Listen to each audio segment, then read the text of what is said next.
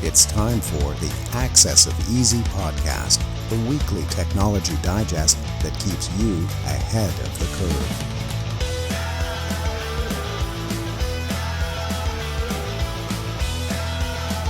Brought to you by EasyDNS.com. Welcome back, everybody, to Access of Easy. This is number 353.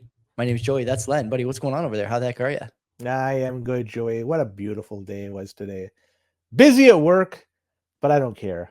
Yeah. It's tomorrow. I'm off. I'm going to enjoy whatever comes at my way. So, yeah. How are you over there, Joey? Because I'm on cloud 9 right now. I'm actually really tired. Before we recorded, I finished dinner and I had a half-hour nap. Yesterday was a long day for me. I'll tell you what. I ride my bike to and from work. It was raining a little bit yesterday when I left. I did 8 kilometers in 12 and a half minutes on my bike.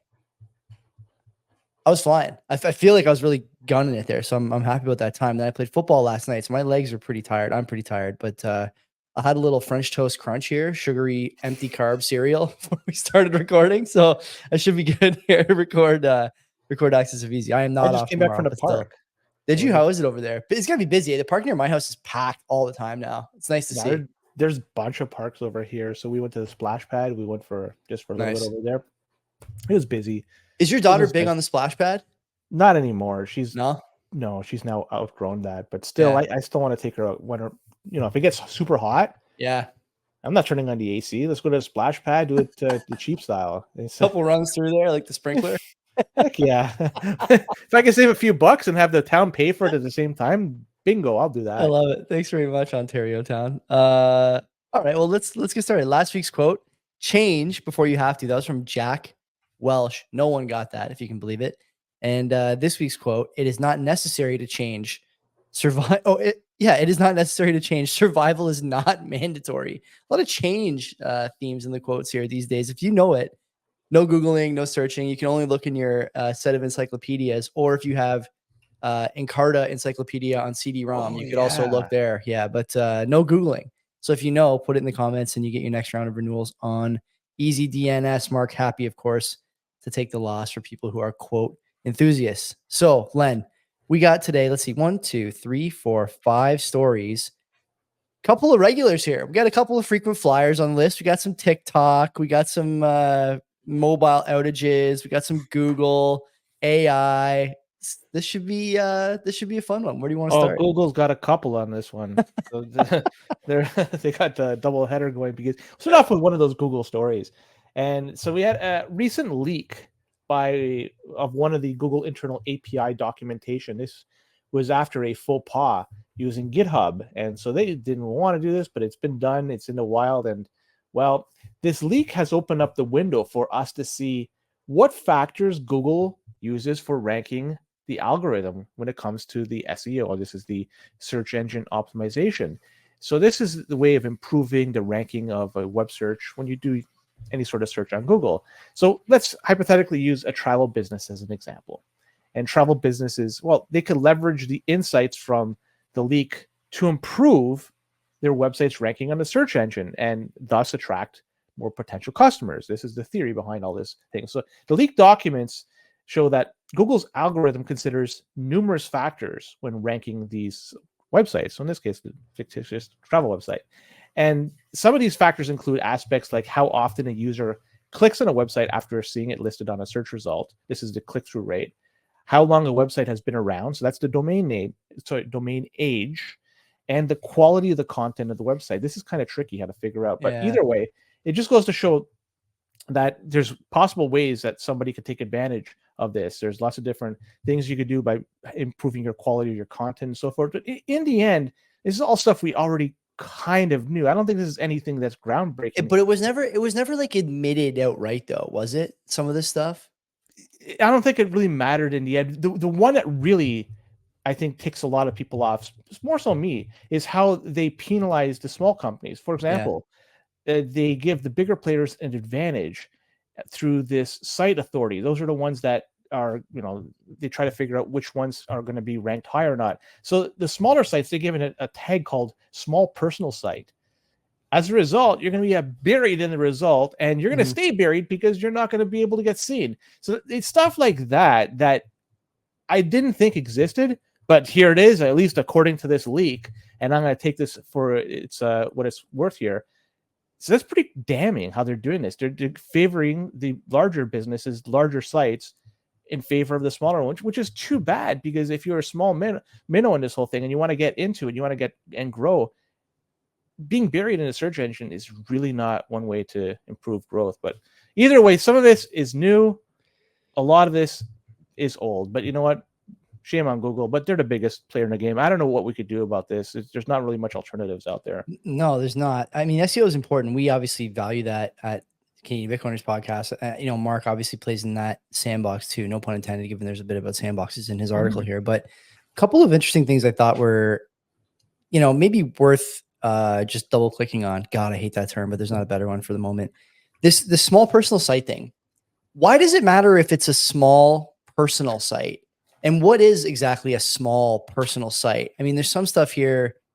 You know, I'll quote from the article, and from the people looking at this, they seem to be demoted versus big brand sites, a huge headwind for small mom and pop indie businesses, if this is true. I mean, isn't there just so many hundreds of millions more small businesses than the big ones? What is a big brand? Like Nike's a big brand, Apple's a big brand, Netflix is a big brand. But like when I think about those brands, I'm not Googling those. So what is the point really of like promoting those things in the SEO as opposed to like, you know, if I think of clothing, for example, right? I buy a lot of stuff from different clothing brands that are a little smaller than Nike. Like I like American Apparel, or I like Los Angeles Apparel, or, you know, these different companies sell like blank t-shirts. When I Googled like best blanks or best men's t-shirt, Nike never comes up, and that's a big brand. So I would say that it's kind of hard for me to visualize how this might work. The big brand advantage doesn't make sense to me. Does it make sense to you? Am I missing something there? Like I'm just kind of going off of what's written and how I use Google. I'm never looking for that stuff on Google. Why does it matter if there's an advantage for them? I'm wondering if it's tailoring the results specifically to you if you're using an account that's logged in. That may be one. But the second thing is this leaked information.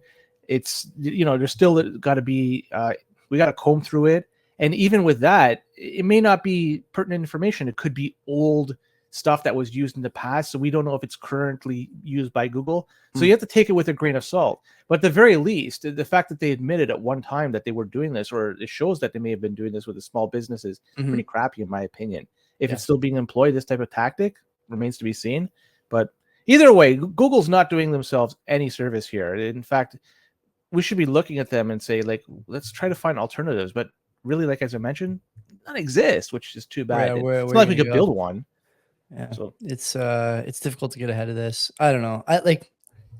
Again, to your point earlier, not to drag this one out, but you know, they may not admit this stuff. And actually Mark notes that they actually testified in Congress that they don't do some of this. Everyone knows they do, right? It's not a mystery. Everyone knows this. So let's see where this goes, but I'm not surprised. Let's talk about this 911 problem here, because on June 4th, just a few days ago, 2 days ago, in fact, AT&T and Verizon customers across the United States experienced a service outage that lasted for several hours. And this outage impacted some 24 states. And this started around noon Eastern. And during that time, it left many customers unable to make telephone calls. And this is including the critical 911 calls that people may have been trying to make at that time. And according to reports, the outage impacted customers that were primarily concentrated in the Northeast and Midwest regions of the country. And of course, it's noted that this caused a lot of inconvenience to people out there and worry for many people who are just unable to connect to loved ones. For example, if you have an elderly family member or friend that you're trying to get access, or, you know, like as mentioned, emergency services like 911, either for paramedics or fire or whatever. But this was restored hours later, around 7 p.m. So that's a 7-hour stretch that this outage was lasting. And it goes to show you that just how important these services are for people. It's not like people have a landline. People are primarily using their cell phones. And if the cell phone service goes out, what alternatives they have? They could go to the CB radio, but if nobody's on the squawk over there, they're not listening to you. And this is not the only time that this has happened. there's been other incidences with AT&T and Verizon. There was another outage in January 2024 where AT&T had a more limited outage, and also on May 22nd that it impacted customers in North Carolina and Virginia. So it really just goes to show you that we are highly reliant on these type of technologies, and I suspect it's relatively easy to knock it out. They might have a lot of backups, but I think there's a few points of failure. I don't want to get into this, but the reality is that even though this is very critical, I don't think it's going to take a heck of a lot to knock it out and cause mass disruption on a very large scale. So it's too bad, and hopefully nobody was impacted negatively, especially with the 911 stuff. That's pretty sad. Definitely easy to take this stuff out. It happened here a few years ago. Remember the Rogers network went down for a full day almost 2 years back, I think. Yes, sir. Yeah, I mean, this is the one thing I would note is that don't you think it's more important than ever to have the data calling and the sort of, assigned number calling on your device? Like if I want to talk to you, how many ways can I get a hold of Len during the day? I got his phone number. We got multiple different voice communication channels if we want them. I'm pretty sure Twitter allows voice calls from checkmarked account to checkmarked account. So our podcast account has checkmark, my personal account has checkmark. There's many ways to call people. I would recommend looking into those, making sure you know how to use them, because there's going to be times where you might need them. It sounds like. Plus, I have one grandparent left. I'm lucky to have had two at one time, but three at one time, I should say. But I have one left, and my Nona still lives alone. She's like 92 years old, 93 years old. I don't know what she would do. And those are the people you really want to be able to get a hold of. Generally speaking, when there's a problem with phones that is prolonged, it's not isolated. So that's another, kind of concern I have. But at the end of the day, I think the broader theme here is that, again, like so many other times on this show, we talk about these sort of opaque black boxes where things are just supposed to work, right? You pick up your phone, it should call somebody. You need to receive a call, it should come through. And then they don't work. Now, here's my question. Do you think you're ever going to find out what happened here? No, never. And so you can't They tell. would never You can't release tell that because it's a vulnerability for sure. But yeah. the question isn't about, is it a vulnerability? The question is what happened, and can you ensure customers that they're getting what they pay for when they use your service? So what they probably will do is credit them for the 7 hours that they've lost service. So over the month, you could prorate it, and that's what they would do. And this is what other companies have done in the past. So they figure out, how many hours are in a month. 7 hours of service will just credit you for the next month. You're good to go. And you were saying there may be other alternatives. Sometimes not, because people are just relying on just the one service. That's what I mean. If they're using the number only, you're in trouble. Yeah, I mean, even their home internet might be Verizon or AT&T. So if that gets knocked out as well, it's not like you could do anything at all. That's a good point. So you're kind of stuck. So I don't know. I mean, you don't keep your eggs in one basket, but even with that, a lot of these services piggyback on others. So if one goes out, it's going to knock off a competing service that's giving you that service. So it's just, you're screwed in the end. You just got to go back to the basics. How did we do it 20, 25 years, 30 years ago?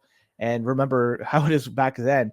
And, 21 years ago, we had that widespread outage of power in the Northeast. 2 days, right? Yeah. Cleveland, something happened in Cleveland and blacked out most of the US and then Ontario too, right? We were blacked out here. Yeah. And so it wasn't that long ago. You remember it. And what do we do? Thankfully, it was in August, so we didn't have to deal with houses freezing up and stuff like that. But, it was a different time too. I guess nowadays people won't be as apt to. What did you do during that power out? I remember I was at Hillfield basketball camp here in Hamilton. We still ran the last day. It was a Thursday night when it happened. We still ran the last day. I think I was at Canusa practice the Thursday night, and my dad was hearing on the radio that the power was going to be out. It wasn't just going to be a couple of hours. Do you remember what you did? I think we just went home and played outside with our buddies. I think we had some leftover fireworks maybe on the street. Did that? Oh, I remember vividly. So I was working at the time when it went out around 3:30, 4 o'clock, maybe 4:30. And so, we just finished work. And so I was lucky I had water at my house. I was living with my parents' house in Toronto, and they were in Italy at the time. So I was basically home alone. So we had water. My friend's house in Brampton had electricity, but no water. So we were between the two of us, we were able to figure things out. But I'll never forget that night, the first night of the power outage, people were playing soccer on the street, like one of the main streets of Toronto. I don't want to say where it was. And it was at night because you could actually, they were just playing soccer. I was like, what the heck is this? They had like lights on and everything. Nice. There's no cars going around. It was just an amazing experience. And then eventually the next day we went to Burger King in Burlington because it was the only place that had electricity that we heard of. So we heard there was Burger King in Burlington that has electricity. All right, let's go. We all just piled in the car and went. So Love it. that was a good time. But yeah, Hillfield, you went there? I didn't go to Hillfield. They had a camp, like an invitation only camp. Listen, I am a great athlete still, but I was like a really top end athlete when I was a little younger. We'll talk about that another time. We'll start a podcast about it. Push to protect AI whistleblowers. This is what's coming up here because we got wind about some whistleblowers that have raised concerns about AI. And this group of AI employees they're calling for protections for those who flag safety risks. So the authors of these, like they've written an open letter here expressing worry about the rapid development of AI and that it could be dangerous. And they argue that companies should prioritize safety over profit. God, and some Jesus. signatories to the letter are concerned about the potential for AI to manipulate people. All right, let's take a deeper dive into this. And so AI, we could admit it's a rapidly developing field. And there is potential, I'm not saying there is, it's going to happen, but there's potential to revolutionize some aspects of our life. But there are growing concerns about the potential risks of the AI and how it's going to be used in order to harm or manipulate people. So all I got to say about this, it really does, it highlights the fact that AI is simply programmed by human beings. And they can be programmed with a bias. It's always going to be programmed with a bias. Either you like the bias or you don't like it because people are inherently biased. And they're going to be putting this bias into the AI systems. There's no way around it. It's just too bad. But the reality is we're going to have to live with this. But the one thing that is scary for a lot of us is the big players in AI. They tend to have a certain narrative they want to push. May not be the narrative that we all want to see. Maybe it is what we all want to see. Whatever. I'll try to leave it as vague as possible. But the fact that they're the biggest players in the game here, they're the big fish. They're the ones that are going to dictate how AI is going to be rolling out in the not too distant future. I don't know. I'm not too happy about this. I'm going to just be trying to stay away from this as much as possible. But that's just me. But I don't know. What are your thoughts? What if these guys are so concerned? Why'd they leave OpenAI? They're getting a good paycheck, I'm guessing. Like, am I missing something here? Like, it doesn't say anything. Like it talks about this guy Daniel Tailo. I didn't even want to bro. It just says he left the company earlier this year. Okay, well, why did you leave if you think that you need to be influencing the outcome? Like, maybe he got a better job somewhere else, better pay. I don't know. But he's like spending his free time writing letters to people. Like, what? Come on. Better than protesting everywhere. So I guess, doing something like a notch better. I don't know, man. I don't understand. Like, OpenAI has obviously been in the news because of that Altman and Microsoft, the dramatic firing and rehiring and unboarding and reboarding and all these things and onboarding. And like, to me, I said this to you before, I don't know that AI is this world-changing thing. We've talked about AI a lot on this show and how it's not really the feedback loop you want in a product or service that is supposed to, at some point be dangerous to society. It's not, I don't think we're close to like AGI or anything like that. And I also think that generally the sort of flywheel that comes along with telling AI it's doing a good job, like I said earlier about the Google thing, it's kind of in the same vein. People who are bright enough to know whether the AI is giving them good information don't go to AI for the information or for the work or for the outputs, right? Even like you and me, there was a time when I thought that, we would use AI for a lot of the stuff we do for the show. And then you realize after some time using it that, like, more often than not, the product, especially written product, sucks. Like, it's not good. And maybe it's just because we're using the free stuff. But to me, this concern about, it can manipulate people. How many stories every week do we do about sort of the dumbest people on the planet getting dominated and destroyed and pwned by these like substandard email scams and whatnot. There's a lot of other things we should worry about, I think, for the moment instead of this. And again, like I can't stress this enough. If you were really that worried, why'd you leave the company, man? Like you were right there. You were on the inside. You could have influenced the outcome that way, but you chose to be on the outside, I guess. I don't know. It doesn't make a lot of sense to me. This whole thing doesn't make a lot of sense to me. I don't know where these guys on the like are they talking about anything with Don Cherry and Rosie Barton? Because clearly that's something that's being posted that's trying to manipulate people. Where's their concern? Where is I their love that. I love that. We should talk about that. I don't know. We'll see if Mark wants to put it in the next episode. I mean, that's the thing. That's the AI thing that we should be worried about. Like right. Boomers clicking on Rosie Barton and Don Cherry talking about for $350 you can make 10,000 guaranteed. That's an incredible clip. I don't know if people are listening and watching saw that ad on YouTube yet, but you will at some point, I'm sure. Somebody paid for that, and they are paying for that with other people's money that were scams. So it clearly works. So they could reinvest the scam money into more ads and we'll get rich from that. Anyways, Google, let's talk about the second story. So they have a double header. This is the nightcap. So there was a privacy breach at Google that was involving, it looks like, the collection of children's data. And we learned about the details of how Google's employees discovered these privacy issues between 2013 and 2018. And allegedly, they were collecting children's voices, their data through the YouTube Kids app. Jail. Joey, jail. All of them need to go to jail. Continue. And in just an hour, it's reported that about 1,000 data files with children's voices were recorded. So in just a very short period of time, they were able to generate that much data. Google claims this information was deleted. All right, we'll see. Now, given the fact that we talked about AI and the AI generation, like who knows what this information can potentially be used for? That's number one. Number two, stealing people's voices, like what's being said, they could use this information against people depending on what has been said. Is if a child is talking, there may be an adult in the back also chatting as well. What did they say? If there's ever going to, I don't know, it just becomes quite scary. But not only that, Google's also done, I guess we can even say that there's a third story, but this is part of the second story. They've also been collecting license plates number, and that was collected when they do Google Streets View. If anybody's seen this, they kind of blank out street numbers, I believe, but certainly the license plate numbers for cars or license plates for cars. Now, fine, they're blanking it out, but a picture was taken of that. So clearly they must be parsing this somehow and taking this information and using it for God knows what. So that's another thing. Those Streets View stuff, they're going out and taking information left, right, and center, including your license plate numbers. And what are they going to be using with that?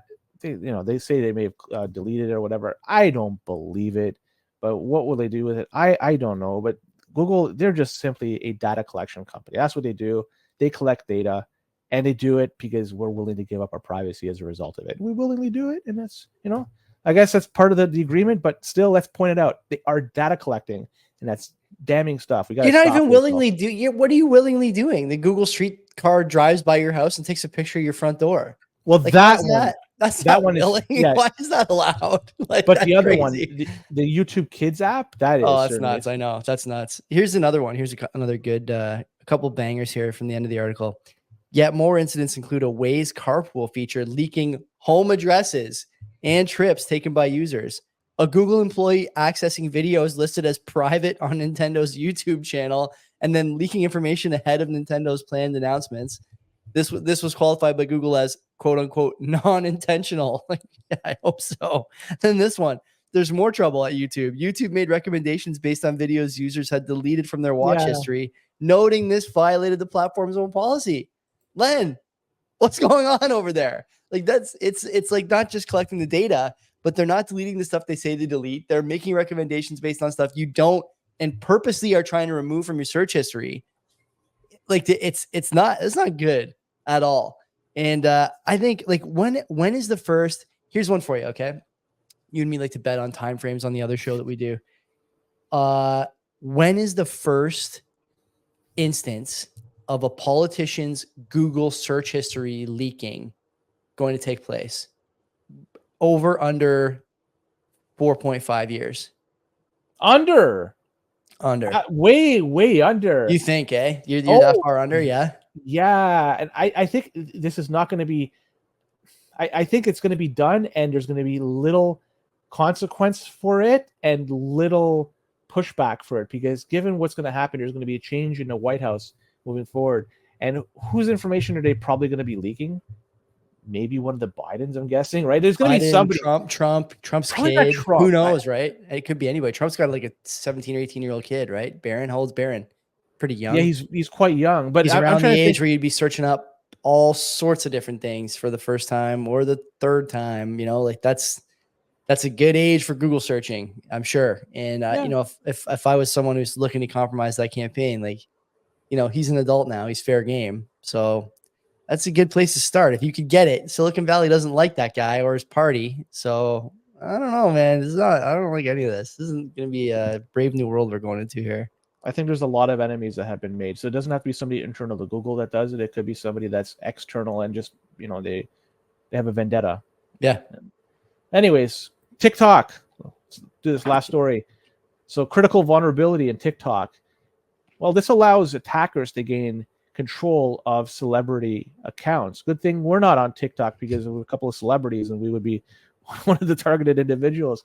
This report details a concerning exploit within the messaging system of TikTok, where attackers are able to leverage a 0-day vulnerability to compromise these accounts.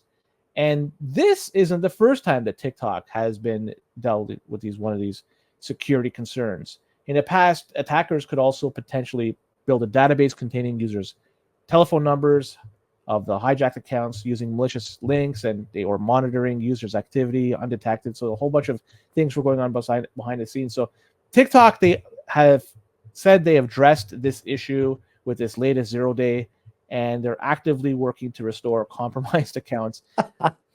All I got to say, if you are a TikTok user, you deserve whatever comes to you. You know what it's all about. It's not like they're hiding it.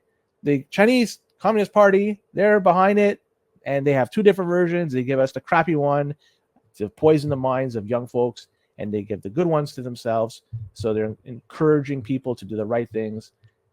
Either way, I don't want to get too deep into this, but yeah, screw TikTok. And if you're using TikTok, I gotta just say, I won't say screw you. Yeah, you're gonna be screwed whether Len, you know, wishes it on you or it happens to you naturally. You know, the Darwin method.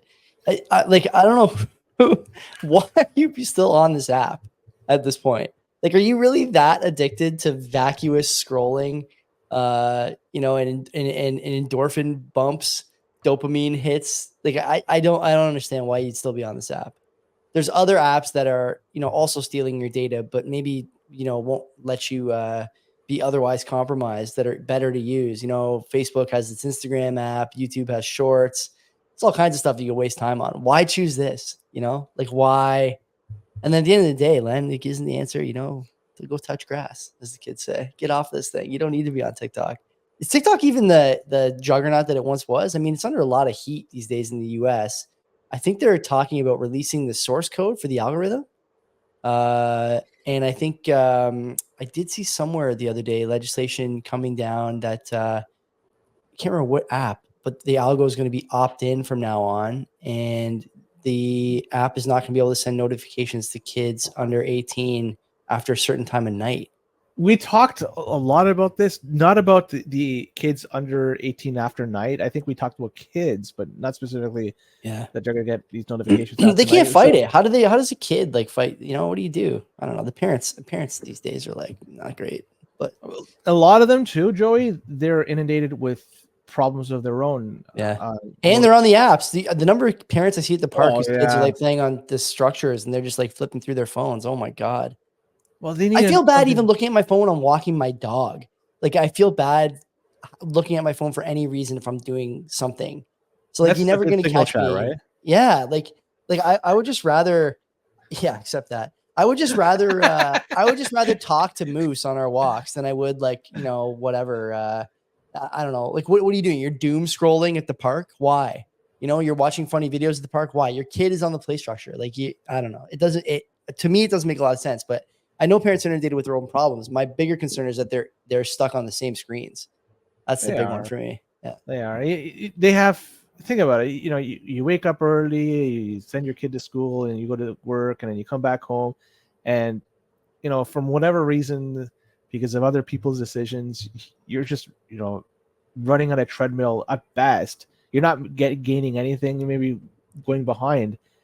Like, what else are you gonna do? Get a second job? Like it's these times are tough for a lot of folks out there. Yeah. And so, like, I'm not trying to give them a free pass here. I'm just trying to say some people, it's unfortunate they got to just numb their minds, and they got to just do that, and then it just compounds the problem. Then they're used to this, and they have to use this, and Yeah. it all stems to the broken money system. I'm always going to use that as right. If that wasn't an issue, a lot of problems would have been solved. Yeah, right? I agree with you. I do agree with you. Obviously, Think about it. You wouldn't have to work a second job to invest in the market to figure out how to beat inflation. Think of all the people that do that. I know. just buy Bitcoin, but think all the people that do that. It's so sad. It's so sad, man. Yeah. God, we're gonna have so much to talk about on Monday. I can't wait. Anyway, that's it. Access of Easy wrapped up for this week. Don't forget, subscribe to the podcast, subscribe to the newsletter, visit easydns.com, accessofeasy.com for the rest of the stories. There's always more than we talk about. Dive in, get wet, and until next time, take care of yourselves and dry up. Take care.